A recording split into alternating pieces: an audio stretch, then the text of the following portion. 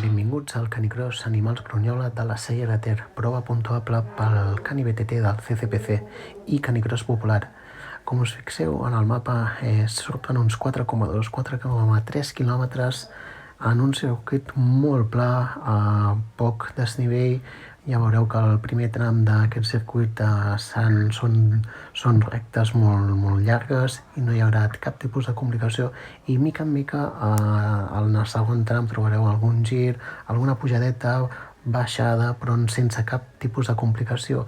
Aquest circuit s'acabarà a la Via Verda. Com veieu, tampoc és circular, perquè creiem que hi havia un tram que l'havíem de tallar i ja us fixareu que era el més pràctic. Trobeu també l'aparcament gratuït que estarà al costat de l'entrega de dorsals i del control veterinari, que la gent que vulgui pernoctar pot el divendres a la nit sense problema, i a més trobareu també un altre pàrquing més a prop pels que fan Canicross i Cani BTT. Penseu que comencem a les 8:45, hem d'estar molt puntuals per el tema de les sortides, que seran individuals o de 2 en 2.